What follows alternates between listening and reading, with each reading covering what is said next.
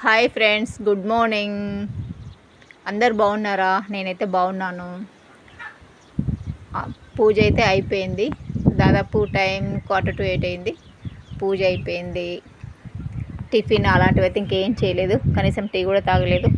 ఇప్పుడే వచ్చాను. ఇప్పుడు ఒక వీడియో చూశాను అబ్బా. నేను T5 అనుకుంటా, టీ న్యూసా టీ న్యూస్ అనుకుంటా.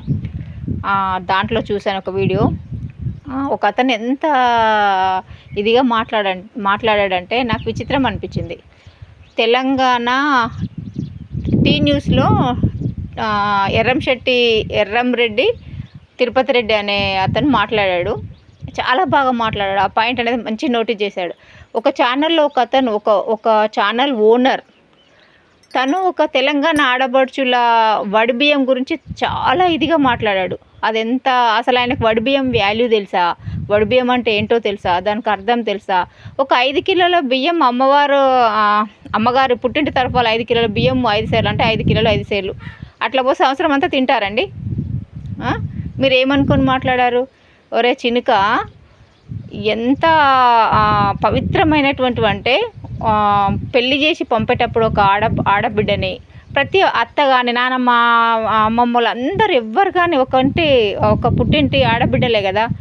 వాళ్ళు పెళ్లి చేసి పంపేటప్పుడు ప్రేమగా అమ్మ ఈ పుట్టినింటి నుంచి నీకు ఎప్పుడు అన్నీ అందుతాయి, అన్నీ మీకు తోడుగా ఉంటాం, ఈ పుట్టిల్లుని మర్చిపోకుండా మర్చిపోవద్దు, సంవత్సరానికి ఒకసారి మీకు ఇబ్బందులున్నా ఏమున్నా రావడానికి తీరిక లేకపోయినా ఎలాంటి పనులున్నా సంవత్సరానికి ఒక్కసారైనా ఖచ్చితంగా పుట్టింటికి వచ్చి మా యొక్క ఆతిథ్యాన్ని స్వీకరించి వడిబియ్యం పోసుకోవాలమ్మా అని వెళ్ళాలి, చాలా ఇది మీ హక్కు అని వాళ్ళు ఎంతో సాధారణంగా ప్రేమగా స్వీట్స్ ఇచ్చి 5 రకాల స్వీట్లు, వడిబియ్యము, కట్న కానుకలు ఇచ్చి వడిబియ్యం పోసి పంపుతారా చినుకు?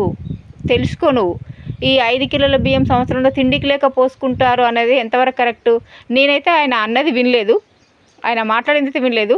ఈ తిరుపతి రెడ్డి అని అయితే దాన్ని చాలా తీసుకొని అది క్వశ్చన్ చేశాడు. అది చాలా అట్లా అమ్మవారింటి దగ్గర నుంచి మేము వడిబియ్యం పోసుకొని మళ్ళీ అత్తవారింటికి వెళ్ళి గౌరవంగా చుట్టపక్కలను బంధువులను అందరిని పిలుచుకొని గ్రాండ్గా బియ్యం వండుతాం, వడిబియ్యం వండుతున్నాం అంటాం. అది ఆ ముత్తైదులందరినీ పిలిచి అందరికి భోజనాలు పెట్టి ఎంత బాగా దాన్ని ఎంత గ్రాండ్గా సెలబ్రేట్ చేసుకుంటామంటే అత్తవారింటికి కూడా గౌరవం. నా పుట్టినింటి వచ్చినటువంటి సారే ఇదని అందరికీ సారే పంచి భోజనాలు పెట్టి వాళ్ళ ఆశీర్వాదాలు తీసుకొని వాళ్ళ పెద్ద ముత్తైదులకు వాళ్ళకి పాద నమస్కారాలు వేసి ఆశీర్వాదం తీసుకొని ఉంటారు. అది అంత పవిత్రమైనటువంటి వడిబియ్యం గురించి అంత చీప్గా మాట్లాడడం కరెక్ట్ కాదు. ఎవరైనా సరే ఇది పార్టీ అది ఇది ఏం లేదు. నేను సామాన్య గృహిణిని, నాకు ఈ పార్టీ ఆ పార్టీ అదని ఏం తెలియదు.